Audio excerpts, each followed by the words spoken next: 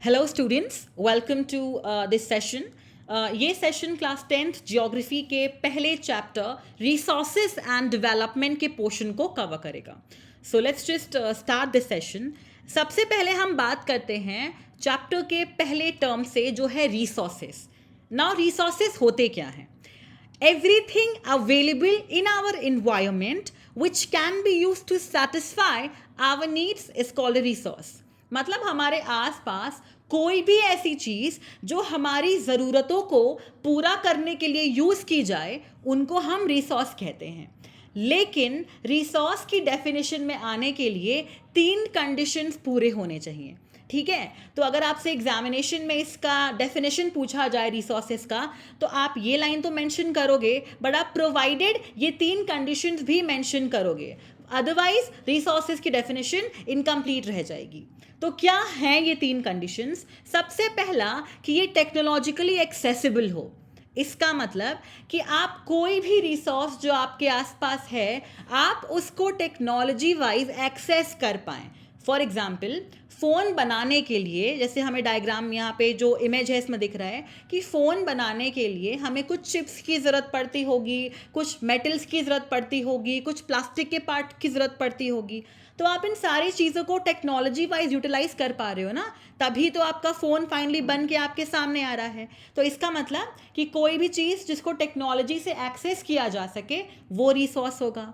दूसरा चीज़ कि economically feasible हो, मतलब इकोनॉमिक वाइज, पैसे के वाइज वो बहुत ज़्यादा महंगा ना पड़े। अगर कोई चीज़ ओवर प्राइस हो जाएगी तो वो फिर एक अच्छा रिसोर्स नहीं हो सकती, बिकॉज अगर कोई चीज़ बहुत महंगी है तो फिर उसको ज़्यादा लोग तो यूज़ नहीं कर पाएंगे। इस पॉइंट ऑफ टाइम पे क्या होगा कि वो एक फीजिबल रिसोर्स नहीं होगा। ठीक है, और तीसरी कंडीशन की वो कल्चरली एक्सेप्टेबल हो, यानी कि उसको नॉर्मली आप ग्लोबली या फिर एक हर कल्चर में एक्सेप्ट किया जाए, जनरली जो है, मतलब उसको रिसोर्स कहा जाता है। ठीक है, कल्चरली एक्सेप्टेबल वाला पोर्शन काफ़ी डायनामिक है। जैसे आप इमेज में देख सकते हो, फ़ोन एक रिसोर्स है, प्लांट्स एक रिसोर्स हैं, बिकॉज प्लांट से क्या हमें काफ़ी चीज़ें मिलती हैं। आप उन चीज़ों को टेक्नोलॉजी वाइज एक्सेस भी कर सकते हो, वो चीज़ें इकोनॉमिकली फीजिबल भी हैं और ऊपर से वो चीज़ें कल्चरली एक्सेप्टेबल भी हैं। ठीक है, तो ये हो गया रिसोर्सेज के बारे में। अब हम देख रहे हैं जो हमारा नेक्स्ट टॉपिक है इस लेसन का, वो ये है कि रिलेशनशिप होती है नेचर, टेक्नोलॉजी और इंस्टीट्यूशन में। देखो, हम कोई भी काम क्यों करते हैं? हम कोई भी काम इसलिए करते हैं, मतलब in the sense human beings कोई काम जनरली क्यों करते हैं? To make money. तो इकोनॉमी बहुत इंपॉर्टेंट हो जाती है। तो रिसोर्सेज का भी बहुत बड़ा रोल होता है इकोनॉमिक डेवलपमेंट करने में। मतलब कोई भी रिसोर्स का इस्तेमाल अधिकतर किया जाता है पैसे बनाने के लिए। अगर आप इंडिविजुअली पैसे बनाओगे तो देश की भी तो इकोनॉमी अच्छी होगी।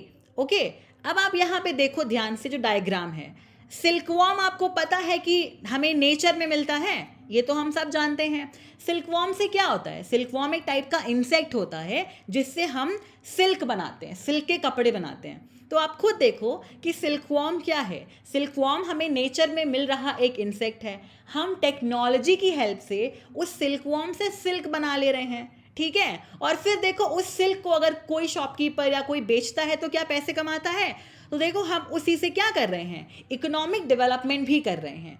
तो आप क्या कर रहे हो? आप एक नेचुरल रिसोर्स को टेक्नोलॉजी उस पर लगा रहे हो, और टेक्नोलॉजी लगाने के बाद आपको प्रोडक्ट मिल रहा है जिसको सेल करके आप इकोनॉमिक डेवलपमेंट कर रहे हैं।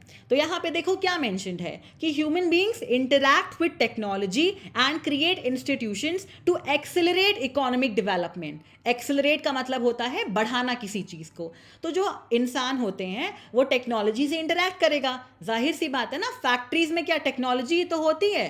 तो ह्यूमन बीइंग क्या करते हैं? ह्यूमन बीइंग टेक्नोलॉजी से इंटरैक्ट करते हैं और उसके बाद हम कोशिश करते हैं कि रिसोर्सेज हमको मिले और उन रिसोर्सेज का क्या इस्तेमाल हो, उनका इकोनॉमिक डेवलपमेंट को बढ़ाने में, यानी पैसे को बढ़ाने में उसका इस्तेमाल किया जाए।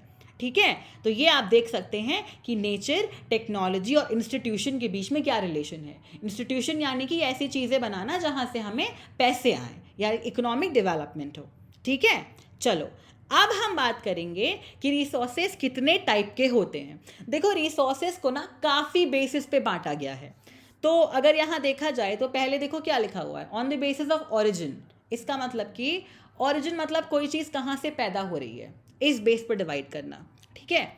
तो ऑरिजिन के बेसिस पे देखो दो टाइप में डिवीजन कर सकते हैं। सबसे पहला होता है बायोटिक रिसोर्सेस, दूसरा एबायोटिक। तो बायोटिक मतलब कोई भी ऐसी चीज़ जो लिविंग हो, फॉर एग्जाम्पल ह्यूमन बींग्स हो गए, फ्लोरा मतलब कि हमारे प्लांट्स हो गए, फ्लावर्स हो गए, फोना यानी कि जो एनिमल्स हो गए। तो आप देख रहे हैं कि कोई भी अगर लिविंग थिंग है तो वो बायोटिक रिसोर्स में आ जाएगी। तो ठीक है, यानी हमारे आसपास के जो प्लांट्स हैं, एनिमल्स हैं, ह्यूमन बीइंग खुद भी एक रिसोर्स हैं, तो ये बायोटिक रिसोर्सेज के एग्जाम्पल हैं। एबायोटिक मतलब कोई भी ऐसी चीज़ जो नॉन लिविंग हो, जो कि लिविंग ना हो, जैसे कि रॉक्स हो गए, मेटल्स हो गए। आखिर रॉक, पत्थर भी तो एक टाइप का रिसोर्स ही है ना। पत्थर से काफ़ी चीज़ें बनाई जाती हैं, पत्थर से हमारे घरों के फर्श भी डेकोरेट किए जाते हैं, पत्थर से बहुत सारे स्क्रिप्चर्स बनाए जाते हैं। सो रॉक का भी तो इस्तेमाल है, और मेटल्स का भी इस्तेमाल हम जानते हैं। मेटल्स कहाँ कहाँ नहीं यूज़ किया जाता। मेटल्स हमारे घरों में ग्रिल्स में यूज़ होता है, एरोप्लेन बनाने में यूज़ किया जाता है। तो हम देख पा रहे हैं कि ये सारी चीज़ें जो नॉन लिविंग होंगी उनको क्या बोलेंगे हम, एबायोटिक। तो ओरिजिन के बेसिस पे दो टाइप के होते हैं, बायोटिक यानी लिविंग, एबायोटिक यानी नॉन लिविंग, ठीक है। चलो अगला देखते हैं, on the basis of exhaustibility. Exhaust करना मतलब क्या होता है, किसी चीज़ को ख़त्म करना, यानी कोई चीज़ कितने जल्दी ख़त्म हो जाए या फिर कोई चीज़ कितने लेट में ख़त्म हो रही है। इस बेस पे हमारे पास में दो टाइप के रिसोर्सेज होते हैं, ठीक है। पहला होता है रिन्यूएबल रिसोर्स, यानी कि इसको आप रिप्रोड्यूस कर पाओगे, ठीक है। रिन्यूएबल रिसोर्स को आप रिप्रोड्यूस कर पाओगे या तो फिजिकल, केमिकल या मैकेनिकल प्रोसेस से। जैसे for example solar energy, diagram में भी देख पाओगे आप कि सन बना हुआ है। देखो सोलर एनर्जी का मतलब हुआ कि कोई भी ऐसी चीज़ जो सन से एनर्जी लेके बनाई जाए। तो आजकल सोलर एनर्जी से ना काफ़ी इंपॉर्टेंट काम किए जा रहे हैं। तो ये रिन्यूएबल क्यों है? रिन्यूएबल मतलब जो बहुत जल्दी खर्च ना हो, या खर्च हो भी जाए तो उसको जल्दी से दोबारा से दोबारा से हम उसको यूटिलाइज कर पाएँ। तो भाई सन तो रिन्यूएबल ही है ना, सन तो डेली निकल रहा है।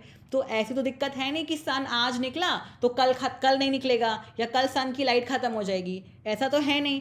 तो इसलिए रिन्यूएबल मतलब होता है कोई भी ऐसी चीज़ जिसको आप रिप्रोड्यूस कर पाओ, या फिर जो चीज़ जल्दी एग्जॉस्ट ना हो।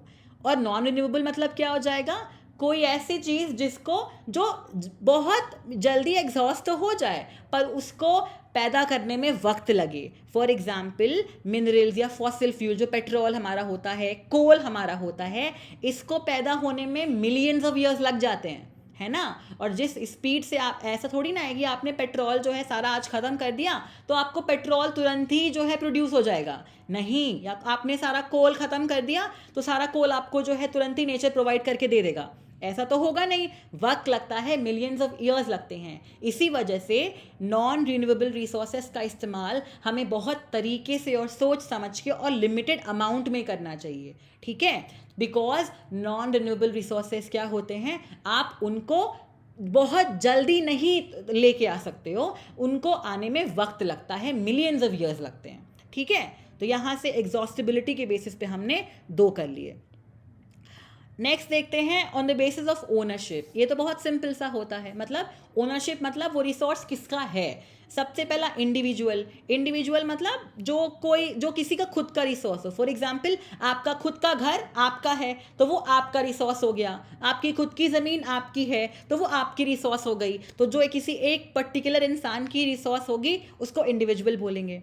सेकेंड है कम्युनिटी ओन्ड, नाम से ही लग रहा है कि जो पूरे कम्युनिटी का हो। फॉर एग्जाम्पल आपकी सोसाइटी में जो पार्क है वहाँ तो पूरे सोसाइटी के बच्चे खेलते हैं, तो वो कम्युनिटी बेस्ड है। पब्लिक पार्क्स हो गए, विलेज पॉन्ड्स हो गया, कोई आप पब्लिक प्लेस पे घूमने जा रहे हो तो वो क्या है, वो कम्युनिटी ओन्ड होता है, ठीक है।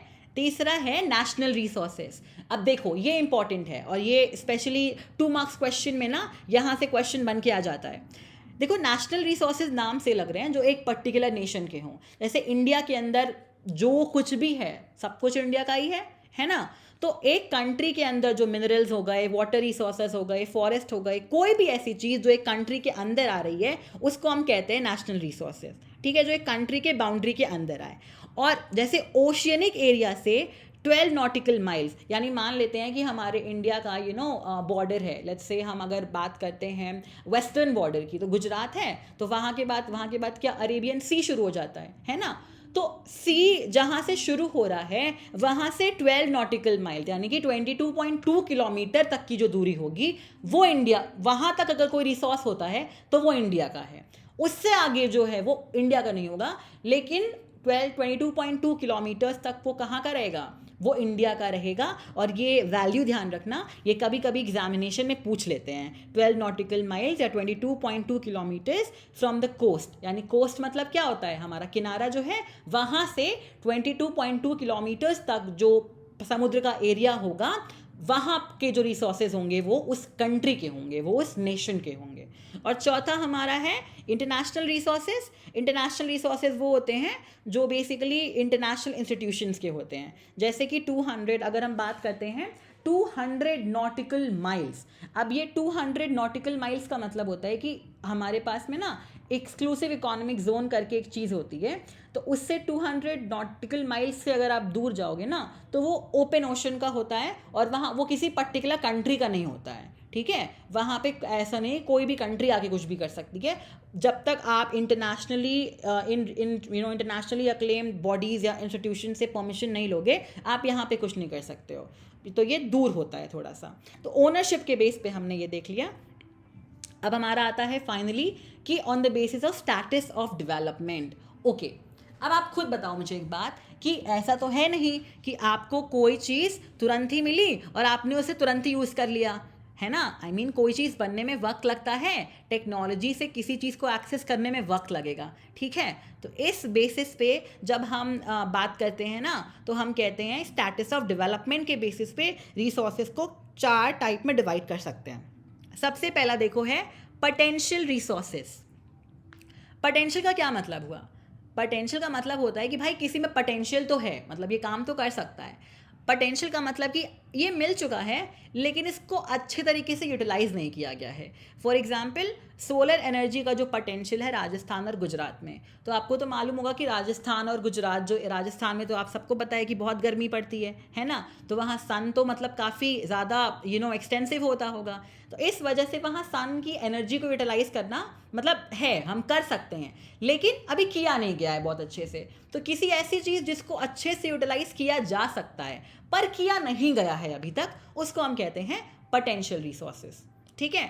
सेकेंड देखो डेवलप्ड रिसोर्सेज, ये है कि इसको हमने भाई सर्वे कर लिया है, मतलब किसी चीज़ के बारे में हमने देख लिया है कि हाँ इसको हम यूटिलाइज कर सकते हैं, है ना, इसको यूटिलाइज कर पाएंगे, लेकिन अभी उस डिपेंड करता है टेक्नोलॉजी या फिजिबिलिटी पे। मतलब क्या पता उसकी टेक्नोलॉजी जो है अच्छे से बनी ना हो, या क्या पता वो फिजिबल ना हो, क्या पता भाई वो टेक्नोलॉजी वाइज तो बना लिया जाए लेकिन पैसे के वाइज बहुत महंगा पड़ जाए, तो फिर वो फिजिबल नहीं रह गया, है ना। तो डेवलप्ड रिसोर्सेज का मतलब होता है कि हाँ उनको डेवलप कर लिया गया है, लेकिन उसका पूरी तरीके से इस्तेमाल टेक्नोलॉजी और इकोनॉमिक फिजिबिलिटी यानी उसका कीमत कैसी है उस पर डिपेंड करेगा। तीसरा है स्टॉक। अब देखो स्टॉक इंपॉर्टेंट है।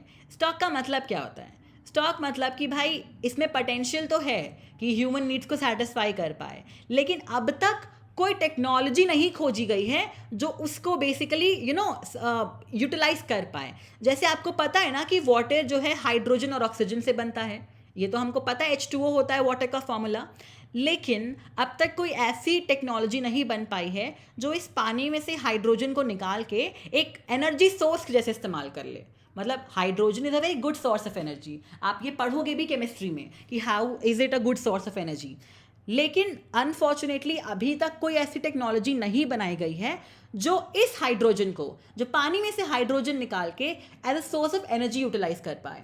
थ्योरी वाइज कर सकते हैं, थ्योरी वाइज तो कर ही सकते हैं ऑब्वियसली, लेकिन प्रैक्टिकली ऐसा कुछ अभी तक नहीं खोजा गया है। तो कोई ऐसी चीज़ जिसको थ्योरी वाइज तो कर सकते हैं पर प्रैक्टिकली या टेक्निकली ऐसा कुछ अभी अवेलेबल ना हो, ऐसे रिसोर्सेज को हम कहते हैं स्टॉक। और फाइनली हमारा आता है रिजर्व्स। रिजर्व्स मतलब कि भाई टेक्नोलॉजी तो है हमारे पास इसको यूज़ करने के लिए, किसी रिसोर्स को यूज़ करने के लिए टेक्नोलॉजी तो है, लेकिन फिर भी अभी तक उसका इस्तेमाल नहीं किया गया है। For example river water for generating hydro electric power. आपको पता होना चाहिए कि पानी से हाइड्रो इलेक्ट्रिक पावर बनाया जाता है, आप ये डिटेल में फिजिक्स में पढ़ोगे भी। लेकिन अभी तक इसका इस्तेमाल बहुत अच्छे से नहीं किया गया है, ऑल दो टेक्नोलॉजी अवेलेबल है, तो इसको हम कहते हैं रिजर्व्स। बाकी तो बहुत इजी थे, लेकिन स्टेटस ऑफ डेवलपमेंट वाले जो चारों हैं ना, ये थोड़े से कंफ्यूज कर देते हैं। तो एक बार दोबारा से इसको सुन लो पूरा, एंड देन एक बार मेमोराइज करने की कोशिश करो, देखो याद रह रहा है कि नहीं। तो इस सेशन के लिए इतना ही। बाकी इस चैप्टर को हम अगले वीडियो में कंटिन्यू करेंगे and we will wrap this chapter up. आप एक बारी फटाक से ये चैप्टर को रिवाइज कर लीजिए, एंड देन आप ये सुनने के बाद फटाक से जाइए और बुक में से इसको रीडिंग लगा लीजिए, आपको पूरा जो भी हमने पढ़ा है पूरा मेमोराइज हो जाएगा। ठीक है, नेक्स्ट वीडियो में मिलते हैं, and till then bye, take care and study well.